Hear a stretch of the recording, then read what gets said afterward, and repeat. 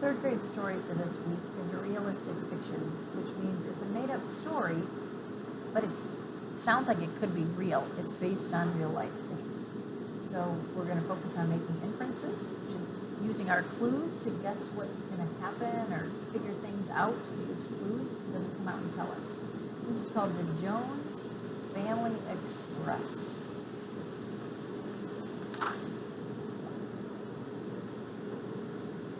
Every summer, for as long as I can remember, my Aunt Carolyn has gone traveling. Sometimes she would go out of the country, and other times she just got on a train and visited different places. She always had funny stories to tell when she returned. I thought Aunt Carolyn's stories were so much fun that once, when I was 3, I hid in her suitcase so she would take me with her. She was so tickled, she promised to send me a postcard from every place she went until I was old enough to travel with her. Grandma had to read the postcards to me at first, but as I got older, I read them myself. Those postcards always made me feel special.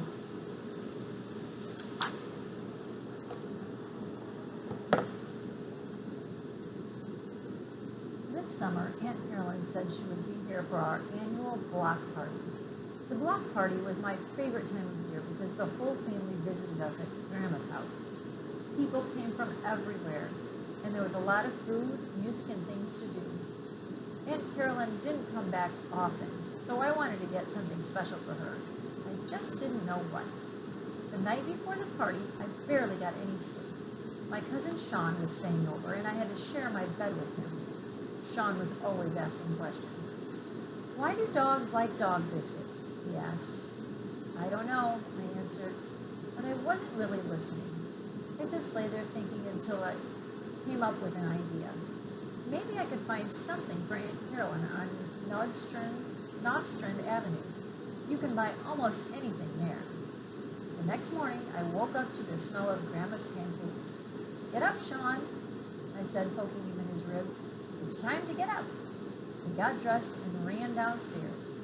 "Good morning, Grandma," we sang as we sat down to the heaping plates of her buttery, syrupy pancakes. Uncle Charles walked in, grumpy as usual. Sean and I covered our plates with our arms because Uncle Charles likes to take bites of your food. "Stop it, Charles," Grandma said just as he reached for one of my pancakes. "I only do it out of love," Uncle Charles replied, acting all innocent. "I want to make sure it's not poison."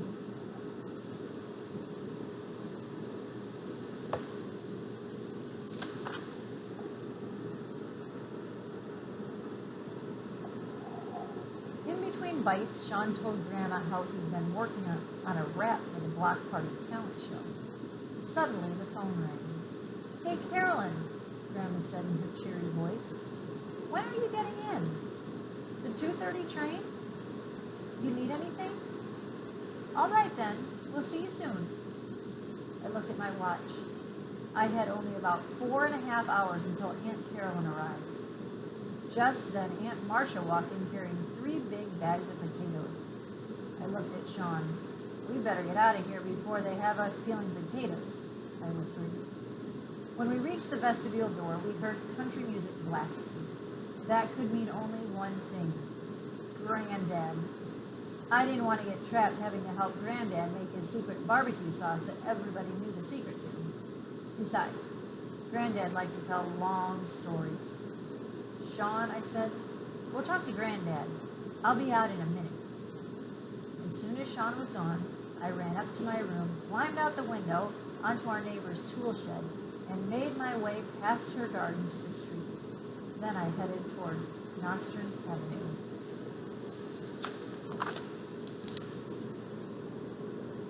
The first place I went was Perkins' drugstore. The store had shelves and shelves of stuff. I wandered up and down the aisles, picking up things until I heard someone come up behind me. "How may I help you, young man?" I cringed. It was Mr. Perkins, the owner. He had the screechiest voice ever. It was like nails scratching on a chalkboard. I told him I wanted to find a special gift for my favorite aunt. "What about some cards?" Mr. Perkins said.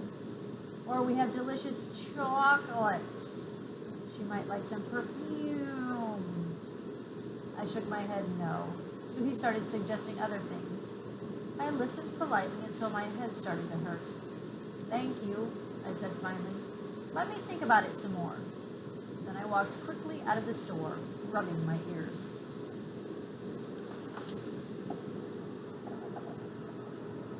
Next, I went to Miss Ruby's shop. She's from Jamaica.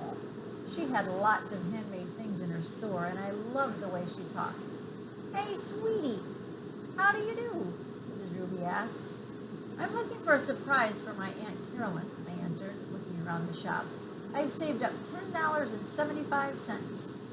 Okay, Miss Ruby said. She must be really special.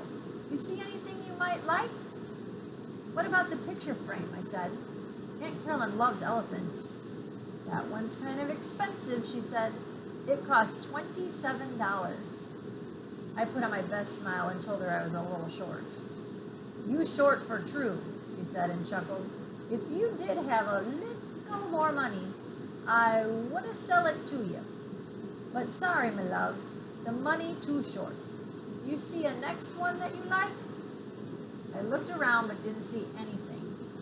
No, thank you, I said. I left Miss Ruby's feeling a little down.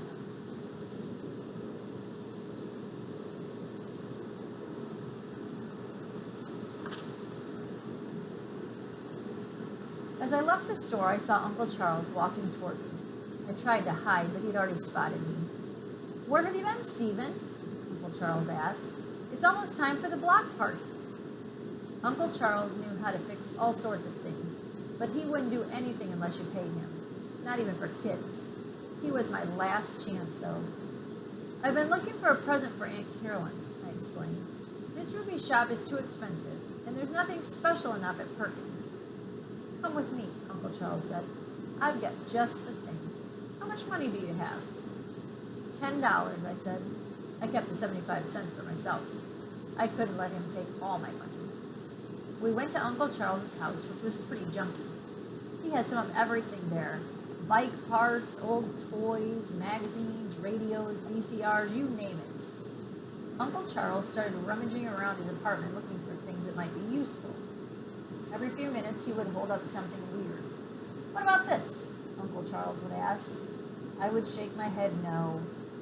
You gotta give me some help here, Uncle Charles complained after I said no to several things. So I started digging around. All of a sudden there it was, the perfect thing. Look at this, I said, holding up a big toy train. It needed a lot of fixing up. The paint was peeling off and some of the windows were broken, but I could see it had potential. I got busy right away. I had to work fast if I was going to finish in time to meet Aunt Carolyn at the train station.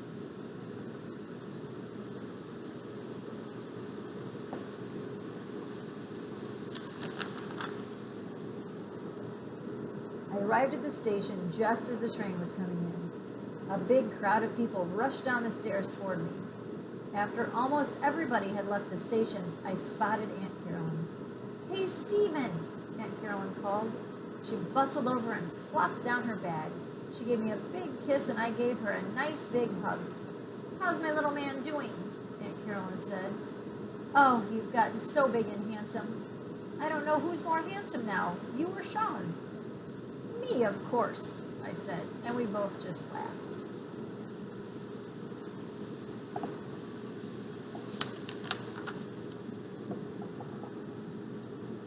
So what do you have there, Stephen? Aunt Carolyn asked, pointing to the package under my arm. It's a surprise for you, I said as I handed her the package. Without saying a word, Aunt Carolyn opened her gift. As soon as she got the wrapping off, she put the train up to her face and turned it around and around. Stephen, Aunt Carolyn said and gave a big laugh. This is the best present anyone has ever given me. When we got back to my block, everyone was so excited to see Aunt Carolyn that they didn't ask where I'd been. They surrounded her as if she were a movie star, their voices shouting out from every direction.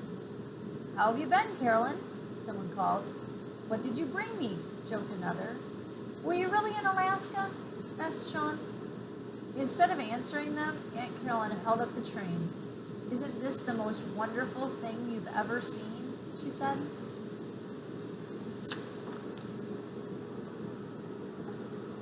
Eagerly, they passed around the train, and everyone took real, long, careful looks.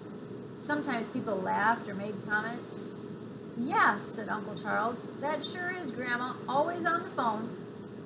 "Look at the afros on Uncle Charles and Aunt Marcia," Grandma said, rolling her eyes.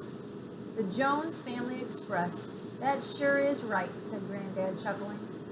Everyone liked the train, even Sean, who made a face and said I should have chosen a better picture of him. The rest of the day flew by. Aunt Carolyn put her train on an old peak stand in the kitchen window where everyone could see it. Granddad cooked his best batch of barbecue ever. There were so many greasy barbecue-stained little kids running around that it looked as if they had been in a mud fight.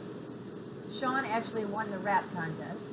The band liked him so much they let him be a special guest DJ until it was time to pack up the music. The most surprising thing of all was that Uncle Charles bought ice cream for everybody with my $10 and didn't try to eat anyone else's but his own.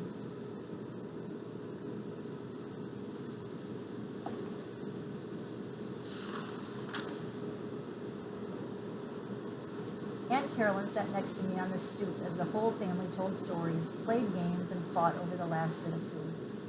"Stephen, thank you for making me feel so special," Aunt Carolyn said. She gave me a little hug and handed me a postcard. I turned over the postcard and read the message aloud. "Good for one trip with Aunt Carolyn."